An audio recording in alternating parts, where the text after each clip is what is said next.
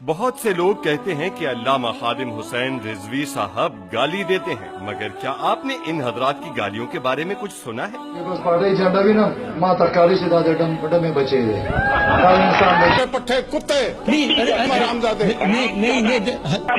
تمہاری کیا کوالیفکیشن بنے ہوئے ہو؟ چوتیا آدمی بھربت کرتے ہو. تیرا باپ کا سوچ رشتہ، تیرا سارا خون کتوں کا خون ہے. بات صرف گالیوں تک ہی محدود نہیں، بلکہ نوبت کبھی کبھی ہاتھا پائی تک بھی پہنچ جاتی ہے. ہمارے دین میں اعمال کی بنیاد نیت پر رکھی گئی ہے، تو یہ دیکھنا بہت ضروری ہے کہ گالی دینے والا گالی کیوں دے رہا ہے.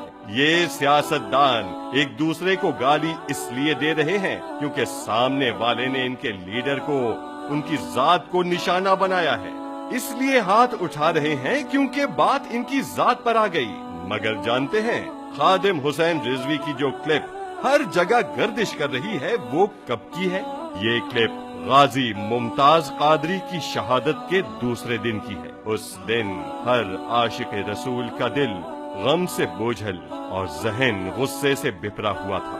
امیر المجاہدین کا یہ غصہ اپنی ذات کے لیے ہرگز نہیں تھا، بلکہ اس بات پر تھا کہ اسلام کے نام پر حاصل کیے ہوئے ملک میں ناموس رسالت پر پہرا دینے والے غازی کو پھانسی پر چڑھا دیا گیا. جس شخص کو امیر المجاہدین نے دلال کہا وہ طاہر القادری ہے، جس نے مغرب کو خوش کرنے کے لیے ناموس رسالت پر اپنا موقف ہی تبدیل کر دیا اور اس قانون کی مخالفت کرنے لگا. دلال کون ہوتا ہے؟ جو پیسوں کے عوض کوئی چیز فروخت کر دے. تو پیسوں اور شہرت کے عوض دین بیچنے والے شخص کو دلال کہنا کیسے غلط ہو سکتا ہے؟ یاد رکھیں، کوئی لفظ گالی تب بنتا ہے جب وہ حقیقت کے خلاف ہو، مگر حقیقت بیان کرنا گالی نہیں کہلاتا. تو بتائیے، امیر المجاہدین نے طاہر القادری کے بارے میں جو کچھ کہا وہ حقیقت ہے یا گالی؟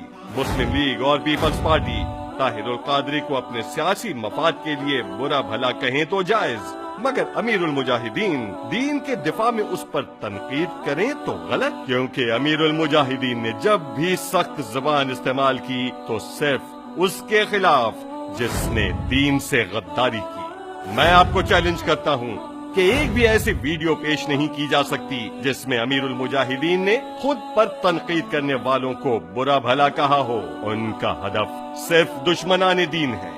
اب آئیے اصل مدے پر. سخت زبان تو سب نے استعمال کی، سوال یہ ہے کہ آپ کس کی سخت زبان کو نظر انداز کرنے کو تیار ہیں؟ ان کی جو سیاست کے لیے لڑتے ہیں یا ان کی جو دین کے لیے آواز بلند کرتے ہیں؟ فیصلہ آپ کا. ووٹ انہیں دیں جن کی لڑائی اپنی ذات سے شروع اور اپنی ذات پہ ختم، یا انہیں جن کی لڑائی دین کے دفاع سے شروع اور دین کے اقتدار پر ختم.